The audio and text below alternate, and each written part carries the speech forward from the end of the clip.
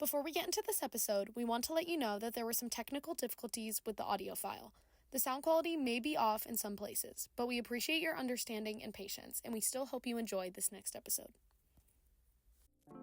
We wanted to create a fun, non-judgmental space where women can talk about their shared experiences. Here we will normalize the challenges we face as females living in a society that dictates unrealistic and outdated expectations on what a woman should be. Together, we hope to cultivate a supportive community of women who empower one another to courageously live unapologetically. A quick disclaimer before we get started. Although Cindy and Danielle are licensed therapists, this podcast is not to be interpreted as therapy or a replacement of therapeutic services. It is strictly a conversation between two women about their experiences in the world today. If you liked today's episode, please make sure to like and subscribe below. Also, follow us on all social media platforms at Unapologetically Females. With that being said, we hope you enjoy this next episode. We are back for another episode, and today we are talking about community. And how community has changed, I feel. Yeah, well, Over time. for sure. Yeah. Yeah, I just think how people connect has changed. Mm-hmm. Yeah. So what we were kind of talking about briefly was that even when I was raising my kids, and you knew everybody on your street, on your block, you had block parties, and now, at least here in Arizona, and that's another point, people just drive in their garage and close the garage door and just don't talk to each other. Mm-hmm. There isn't as much a sense of community. Yeah. Right. So in the house that we lived in until I think it was 6th grade, maybe, going into 6th grade. We lived in the same house, and so that was all of elementary school for me. And in that neighborhood, we knew everyone. Like, there were probably, I don't know, maybe like 6 or 7, maybe 6 to 8, something like that, like neighborhood streets in like the community. And when I say we knew everyone, we knew, people on each street essentially, and like we would all be out there and talk and parents all hung out and even Halloween was like awesome. So busy, and that's something as we approach Halloween too. Like that's I think even shifted. Oh, for sure. I think COVID shifted that big time. Yeah, too, but I'm sure that has something to do with it. But yeah, I think back on like our Halloweens and just how busy the neighborhood was, and I don't know if I have seen that since my kids have become trick-or-treaters. And you live in a community. I mean, you live in like I do too. But I'm thinking of the ages of your kids. Like, you live in a great family community. Yeah, so it's interesting. Yeah, there's not a ton of trick-or-treaters. And I also think maybe some of the demands and like stressors on people's lives. Yeah, maybe, for sure. There's more dual working parent houses. And so, when they come home from work, they just want to come home and unwind and relax. And, there's not as many like stay-at-home parents who, are there when the kids get home after school and go out in the street and ride bikes and do all that kind of stuff.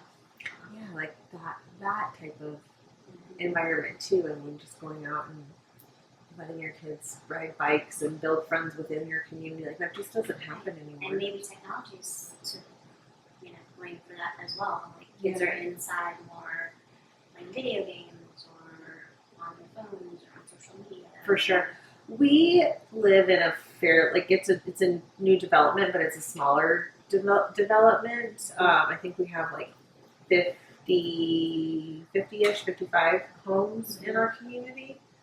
And I will say we do know a decent amount of people, not because of me. Let me be clear. I'm the person that drives into the garage and closes it. And like it's like hide, you know? Yeah. And that's where you and I are different too. Like when we had a great community with my kids growing up, I was always the one to host Of course. Poncho and Halloween and Yeah. Christmas party and all that stuff. Yeah. Yeah. Yes. And that's my husband. Yeah. You Yeah. know? Exactly.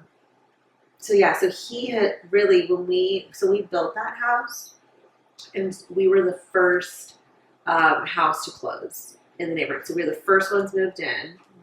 And so as people were, people come and watch their house get built, and as that was happening and as people were moving in, my husband would go talk to them and meet them. And at one point someone called him the mayor of the neighborhood. Yeah, I could see that.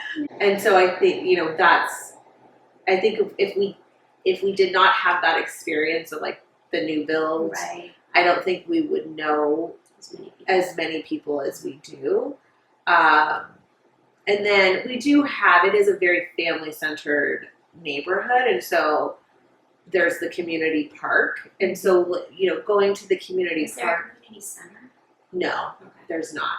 My brother's neighborhood, he's in one of those like huge master planned communities, and they have like a community center. Mm-hmm. But I wouldn't say they're like, they know some of their neighbors, like, Mm-hmm. but they're not hanging out with them. It's not like, Right. it's not I don't know, they'd probably wave. Yeah. Do you know what, like there's not, I don't know, all of these. The thing about it is though, is at the community center, they do put on, like, they host Funko, they'll put on like they a do here, Halloween too. Mhm. thing, Yeah. like festival, and Mhm. so they do try and create, Community development. yes, Yeah. for sure. But yeah, I think back on my childhood on Sunrise Drive. Yeah. And that feeling, like you knew everyone in every house on your street for sure, Mhm. Yeah. And it felt safe and familiar, and like I can't imagine letting my kids just go out and ride bikes on the road right now. I mean, my son's Yeah. really little, Yeah. but I still can't. I can't picture letting my daughter be like, see you in a few hours. Yeah. Like- Isn't that crazy? I could never. Yeah. I mean, I think when we were in our home in this community, our first home in this community, it was a busier street, so I would go out with them. But then we moved to a cul-de-sac, which was great, and yeah, they went out, and they were also older, Yeah. rode their bikes and went up and down the street and things like that. But in general, I feel like we've fallen away from some of that, and I feel like the timeline was right around COVID. But I don't know. I could be wrong. I'm trying to think of, the neighborhood we lived in before COVID, because we closed on our house during COVID. It was September of 2020 that we moved into our new build. So our neighborhood before that, like, we knew a few people, like Right. probably 4 houses, within the neighborhood on our street. But it wasn't, I mean, I feel like people still kind of kept to themselves, Yeah. Yeah. Yeah. So, and that was, But maybe it just takes a mayor. You know what I mean? Like, Yeah.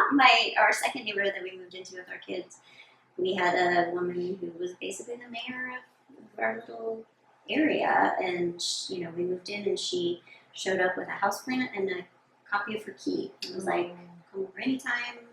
Yeah, I know, Wow. so sweet. I know. And then that was a great community. We had block parties and cookie parties, like holiday cookie parties, and everybody really knew each other and kind of watched out for each other's homes and stuff too. that's what I like, and I think that is missing is, you had that, because you had that community, it was like everybody was watching out for one another. Yeah. It felt safer. Yes, exactly. Whereas where you could, let your children go out and ride their bikes. And not that my neighbors aren't great people and wouldn't Right. watch out for my kids, but it's just, I don't know, it's just such a different feel. Yeah, it really is. I also wonder if, I was talking with a realtor, and they were trying to sell a home in like a family-oriented community, and they said, yeah, we have a lot of people from the Midwest that are interested.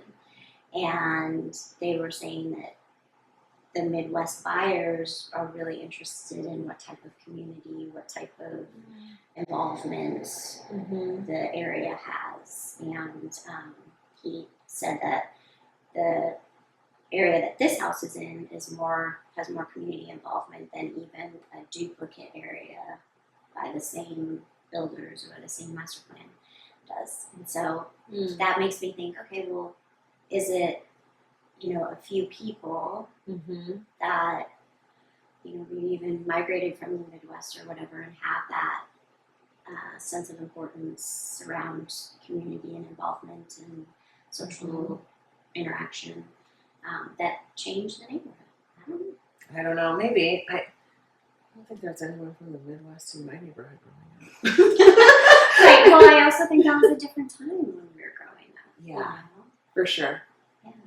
Yeah, I don't know. I do think that there's probably multiple contributing factors. I think that it's like life in general is, I feel like the pace of it has continued to pick increase, for sure, over the years. The stress. And so, increase. So with the increased pace comes increased stress, and I think people just kind of wanting to recluse when they do get home and not engage with, within their community. Obviously, I'm sure social media and just smartphones have made a difference. Made a huge difference, and then and social interaction in general, right? People don't do face-to-face interaction as much anymore. Right. There's been so much conversation around. And it's been going on for a while, but now as we get into like the AI era and all of that, and people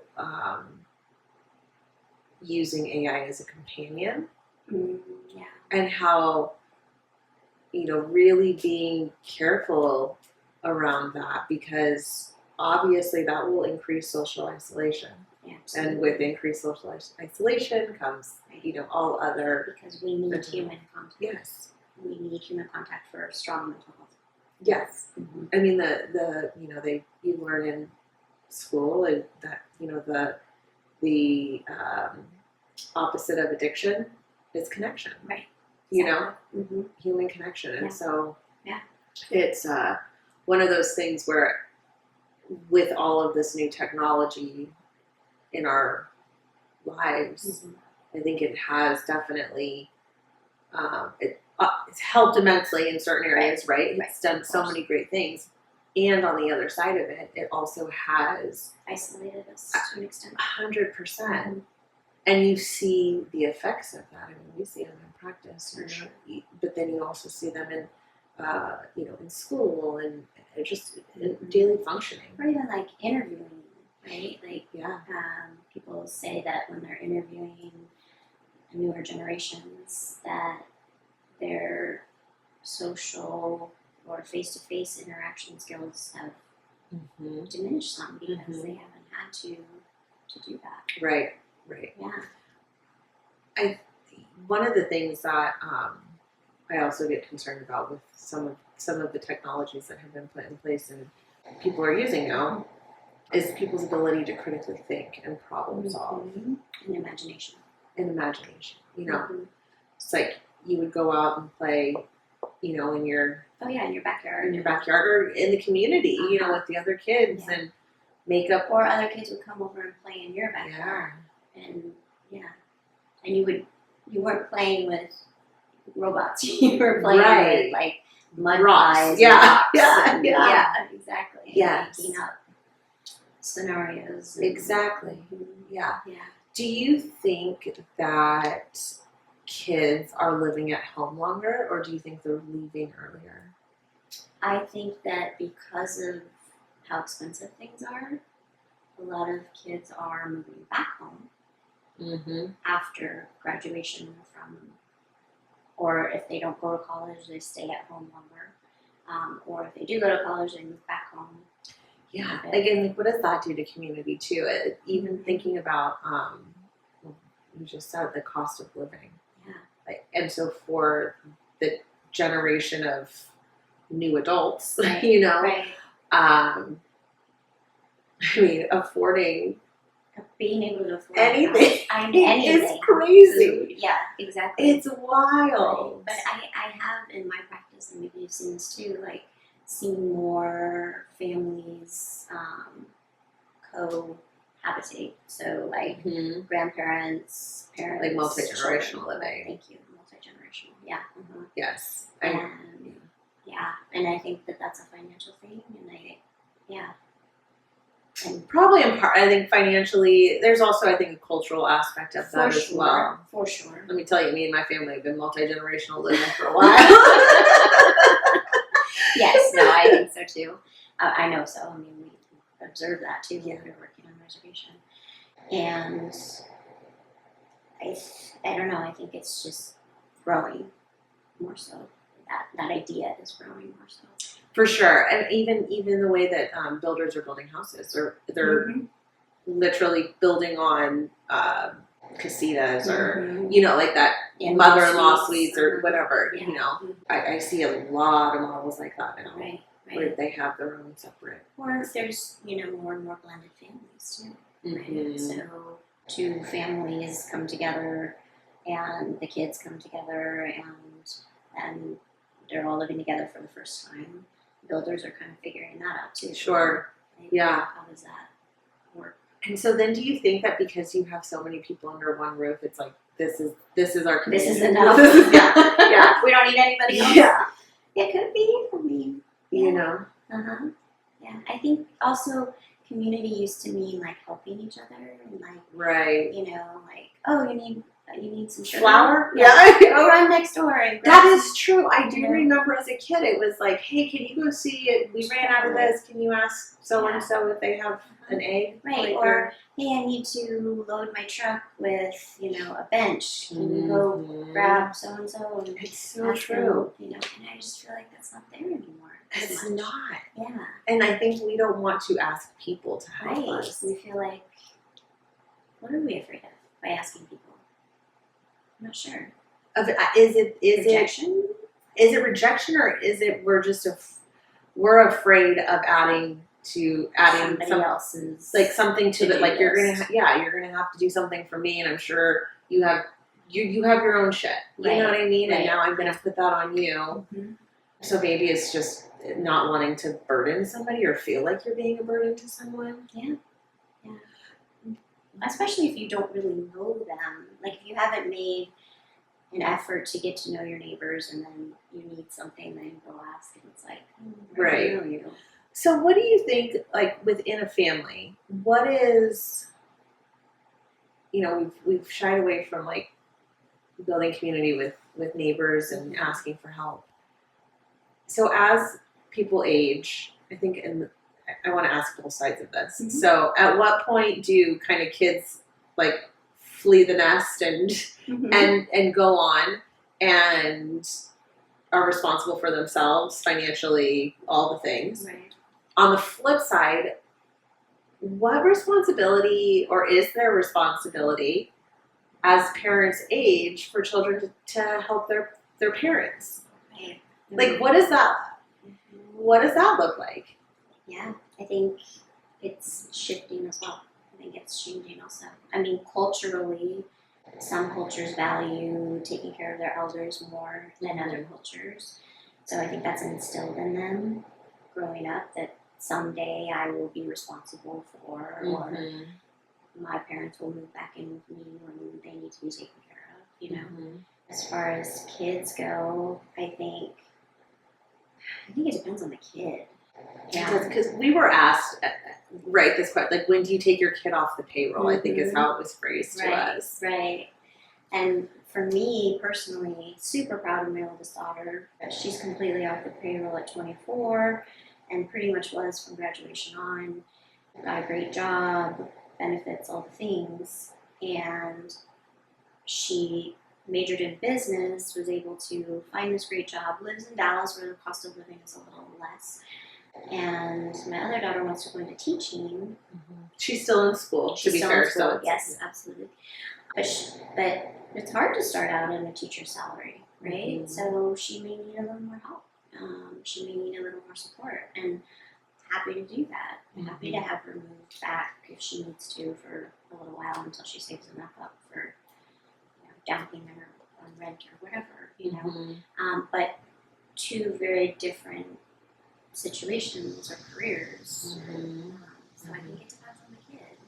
And some families, I know some families are like, that's it, you're 18, you're done, you're cut off for.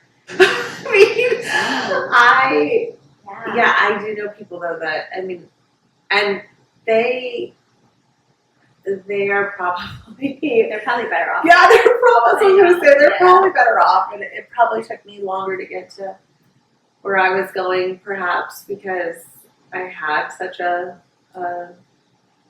nice fallback plan, I guess, or even just the support. That support. The support, just knowing that support's there. I'm not saying that either one of my girls will need to, fall back on me, but they know they can if they need to. Right. Right. Yeah. And even I think throughout, my adult life, I obviously have been off my parents' payroll for some time. But although we laugh, but there are some people that still at times need help. But no, I was just gonna say, but every time something like big in my life has happened, or like when I bought my first house, like my dad gave me, helped me with the down payment, and there have been my wedding, like I got married as old, older, and sure we could have, used our money and those, but both of my parents helped with that, and so there are still times as an adult, I'm like in my 30s, where they have helped because they wanted to help. Heck, my dad just took my family and my brother's family on an amazing vacation. If you're listening, Dad, I wish I was invited. Last March, and so it's obviously not because we're asking for it. It's because this is something he's wanted to do. But yeah, I'm incredibly lucky that I have parents that have always, and to this day would be willing to help me out if I really needed it. So that comes to your second question of where do you feel your responsibility lies to take care of them as they age? Oh, I also think it's cultural, so it's just within me, but I've always known I'll take care of my parents. Yeah. Whether that's I hire somebody to be their caretaker. right. Don't know if I will be wiping asses. Right. Very fair. But I will work my ass off to be able to make sure that they are taken care of. To hire an ass wiper. If it ever got to that, or to just take care of. And so, I hands down, no questions asked. Would, take care of my parents in a heartbeat. Yeah. So that's and I have a brother too. That came off as kind of fun. Do you feel like as the daughter, there's more responsibility on you to be the caretaker? I'm just the stronger one. Let's be real. I'm just kidding. I'm kind of kidding. I think he would admit to that. Yeah, it's just, I don't even think it's necessarily the daughter, it's just who I am. And my brother, depends on the kid. Yeah, it depends on the kid. And my brother absolutely will help. And my mom lived with my brother too for some time. And she obviously he had small kids at that time. So she helped out immensely with his children, and so there was obviously benefit on both ends. But I think the way that the way it looks is me figuring out everything and then going, and here's your portion. This is your portion of what you need to pay, or this is, for sure. And he'll do it. Yeah. He'll probably talk some mad shit along the way because that's what he likes to do. It's just what he does best. One day he's gonna be the first male on our podcast, perhaps only. Yes. But he's going, Can't wait. yeah, we're going to do a siblings episode, and he probably won't say a word. He So we need to ask real open-ended questions. real, and he'll still probably go, okay. Yeah. I'm looking forward to that. Yeah. So I think that what we're coming around to is that there's a family community that is being built or even maybe strengthened Yeah. right now. And yeah, and then also I think what I took away from this is that it only takes one person in a community to Rally the troops. rally the community. As, Yeah. You know, I think maybe that's Be the rallier. the rallier. Not be me, that but person. somebody be the rallier. Let's be real. Know your role. No, I'm just kidding. I do feel like a lot of people sit back and wait for that one person to be the rallier, to Yeah. do it. Yeah, but the benefits, not just to children, but to adults too, right? Yes. Human connection, face-to-face interaction, socialization, you know, in this community that I'm in currently, like when I look around, there's a vast age difference in people, and I'm sure there's some pretty lonely elderly people Yeah. that everyone should get off my duff. Oh, they would love for you to sit there and talk to them. Right? I know. Yeah, and we know I can talk to anyone. They would love it. Oh my gosh. Right. Yeah. Yeah. But you know, I think I've just been so busy building my own life here that I didn't think about that. But yeah, I think it just takes one person to bring it together. So get out there and be the person. Be that person. Go Exactly. connect. Yes. Be the community. There you go. As always, I'm Danielle. And I'm Cindy. Thanks for listening.